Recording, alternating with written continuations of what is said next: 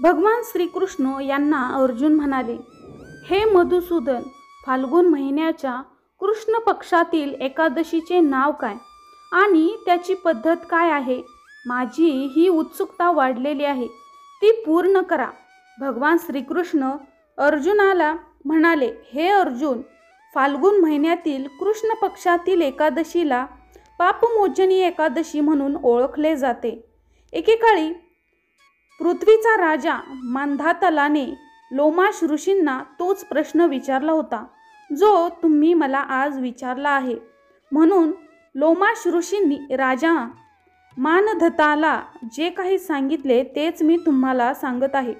धर्माच्या गूढ रहस्याचे जाणकार महर्षी लोमाश यांना राजा मानधताने विचारले, हे महान ऋषी, माणसांच्या पापांची क्षमा कशी शक्य आहे? कृपया मला असा काही सोपा उपाय सांगा ज्याद्वारे प्रत्येकजण त्यांच्या पापापासून सहज मुक्त होऊ शकेल.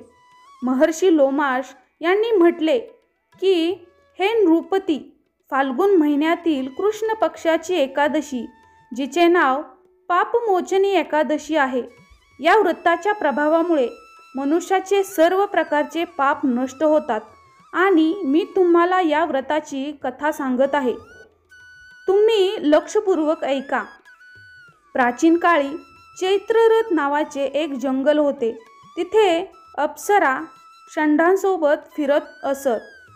तिथे नेहमीच वसंत ऋतू असायचा, म्हणजेच त्या ठिकाणी नेहमी विविध प्रकारची फुले उमलत असत. कधी गंधर्व मुली फिरत असत, तर कधी देवेंद्र इतर देवांसोबत खेळत असत. त्याच जंगलामध्ये मेधावी नावाचे एक ऋषी देखील तपश्चर्येमध्ये रमलेले असायचे. ते शिवभक्त होते. एके दिवशी मंजू घोष नावाच्या एका अप्सरेने त्यांच्या जवळीकतेचा फायदा घेतला आणि त्यांना मोहात पाडण्याचा प्रयत्न केला. ती त्यांच्यापासून दूर अंतरावरती बसली होती आणि वीणा वाजवू लागली आणि गोड आवाजात गाऊ लागली. त्याच वेळी कामदेवाने शिवभक्त महर्षी मेधवी यांनाही जिंकण्याचा प्रयत्न सुरू केला. त्या सुंदर अप्सरेच्या भुवयापासून कामदेवाने धनुष्य बनवले. व्यंगाला धनुष्याची दोरी बनवण्यात आली आणि त्याच्या डोळ्यांना मंजू घोष अप्सरेचा सेनापती बसवण्यात आला. अशा प्रकारे कामदेव आपल्या शत्रुभक्ताचा पराभव करण्यास तयार झाला. त्याचवेळी महर्षी मेधवी हे देखील तरुण होते आणि खूप निरोगी होते. त्यांनी पवित्र धागा आणि काठी घेतली होती. ते पाहून दुसऱ्या कामदेवासारखेच दिसत होते. ते त्या ऋषीला पाहून कामदेवांच्या प्रभावाखाली असलेल्या मंजू घोषाने हळूहळू वीणेवर गोड आवाजात गायला सुरुवात केली. मग महर्षी मेधवी हे देखील मंजू घोषाच्या मधुर गायनाने आणि तिच्या सौंदर्याने मोहित झाले. कामदेवामुळे मेधवी ऋषींना त्रास होत आहे हे जाणून त्या अप्सरेने त्यांना मिठी मारण्यास सुरुवात केली. महर्षी मेधवी तिच्या सौंदर्यावरती मोहित होऊन शिवरहस्य विसरून गेले आणि कामदेवांमुळे ते भ्रमित होऊन तिच्यासोबत रमण करू लागले. काम वासनेच्या प्रभावाखाली असल्यामुळे त्यावेळी ऋषींना दिवस आणि रात्र यांचे काहीच ज्ञान नव्हते आणि ते बराच काळ इंद्रिय सुखांमध्ये रमले. त्यानंतर मंजू घोष त्या ऋषीला म्हणाली, हे महान ऋषी, आता मला खूप उशीर झाला आहे, म्हणून कृपया मला स्वर्गात जाण्याची परवानगी द्यावी. अप्सरेचे हे शब्द ऐकून ऋषी म्हणाले, हे मोहिनी, तू संध्याकाळी आलीस, सकाळी निघून जा. ऋषींचे असे शब्द ऐकून अप्सरा त्यांच्यासोबत आनंद घेऊ लागली. अशा प्रकारे दोघांनीही बराच वेळ एकत्र घालवला. एके दिवशी मंजू घोष ऋषींना म्हणाली, हे ब्राह्मण, आता मला स्वर्गात जाण्याची परवानगी द्या. यावेळी ही ऋषींनी तेच सांगितले. हे सुंदर स्त्री, अजून जास्त वेळ गेलेला नाही, अजून थोडा वेळ थांब. ऋषींचे हे शब्द ऐकून अप्सरा म्हणाली, हे महान ऋषी, तुमची रात्र खूप लांब आहे.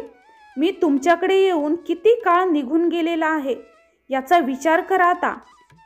आता जास्त वेळ राहणे योग्य नाही. अप्सरेचे हे शब्द ऐकून ऋषींना वेळेची जाणीव झाली आणि ते गांभीर्याने विचार करू लागले. ज्यावेळेस त्यांना कळाले की किती काळ लोटला आहे, त्यानंतर त्यांना आनंद उपभोगून 57 वर्षे उलटून गेली आहेत, त्यावेळेस त्या अप्सरेला कळाले, काळाचे रूप मानू लागले. ऐशो आरामात इतका वेळ वाया घालवल्याबद्दल त्यांना खूप क्रोध आला. आता तीव्र क्रोधाने पेटलेली त्यांची तपश्चर्या नष्ट करणाऱ्या अप्सरेकडे पाहून ते पाहू लागले. त्यांचे ओठ रागाने थरथरू लागले आणि त्यांच्या इंद्रियांवर नियंत्रण येऊ लागले. क्रोधाने थरथरणाऱ्या आवाजामध्ये ऋषी अप्सरेला म्हणाले, हे दुष्ट स्त्री, माझी तपश्चर्या नष्ट करणारी तू एक मोठी पापिनी आहेस आणि अत्यंत दुष्ट स्त्री आहेस. तुला लाज वाटली पाहिजे. आता माझ्या शापामुळे तू पिशाचिनी होणार आहे. ऋषींच्या या क्रोधामुळे आणि त्यांच्या शापामुळे ती अप्सरा पिशाचिनी बनली. हे पाहून ती खूपच दुःखी झाली आणि ऋषींना म्हणाली, हे महान ऋषी, आता माझ्यावरील राग सोडून द्या आणि आनंदी राहा. कृपया मला सांगा की हा शाप कसा दूर करता येईल. विद्वानांनी सुद्धा म्हटले आहे की संतांच्या संगतीचे फळ चांगले मिळते आणि मी तुमच्यासोबत बरीच वर्ष घालवली आहेत, म्हणून आता तुम्ही माझ्यावर प्रसन्न व्हावे. अन्यथा लोक म्हणतील की मंजू घोषाला एका सद्गुणी आत्म्याच्या संगतीमुळे पिशाचिनी व्हावे लागले. मंजू घोषाचे हे बोलणे ऐकून ऋषींना त्यांच्या रागाची सुद्धा लाज वाटू लागली आणि त्यांचा जो काही अपमान झाला याचीही त्यांना भीती वाटू लागली. म्हणून ऋषींनी त्या पिशाचिनी बनलेल्या मंजू घोषाला असे म्हटले की तू माझ्यावर खूप मोठे अन्याय केले आहेत, पण तरीही मी तुला या शापापासून मुक्त होण्याचा एक मार्ग सांगतो.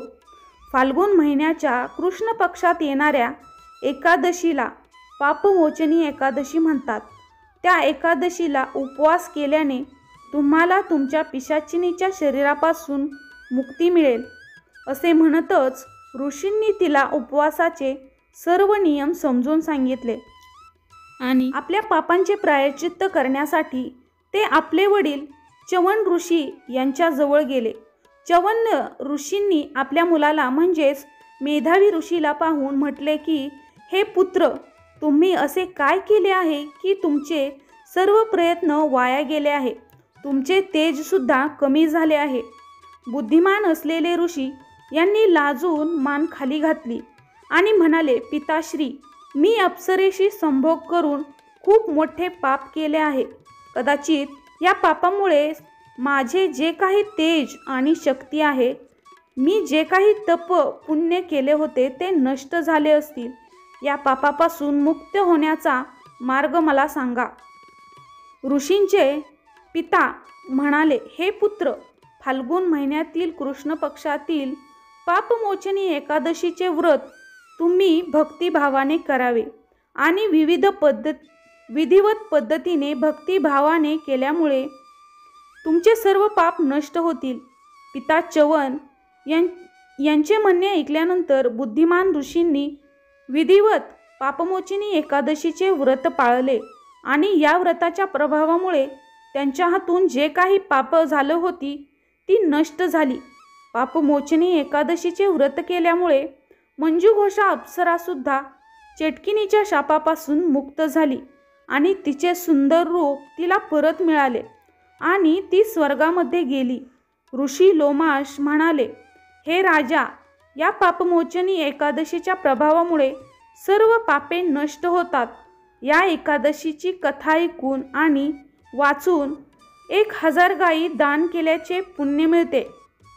या व्रताचे पालन केल्यामुळे ब्रह्मचारिणीची हत्या, सोने चोरी करणे, मद्यपान करणे, अज्ञात व्यक्तीशी संबंध ठेवणे इत्यादी भयंकर पापे देखील नष्ट होतात आणि शेवटी स्वर्गाची प्राप्तीसुद्धा होते. तर प्रेक्षकांनो, हे आहे पापमोचनी एकादशीच्या व्रताचे फळ. तुम्ही किंवा तुमच्या हातून जे काही पाप झाले असतील ती सर्व पापे नष्ट होण्याची या पापमोचनी एकादशीच्या व्रतामध्ये प्रचंड प्रमाणात ताकद आहे। प्रेक्षकांनो, व्हिडिओ आवडल्यास लाईक करा आणि तुम्ही जर आपल्या चॅनलवरती नवीन असाल तर अशाच प्रकारच्या नवनवीन व्हिडिओसाठी आपल्या चॅनलला सबस्क्राईब करा। भेटूया अशाच एखाद्या नवीन व्हिडिओमध्ये। तोपर्यंत नमस्कार।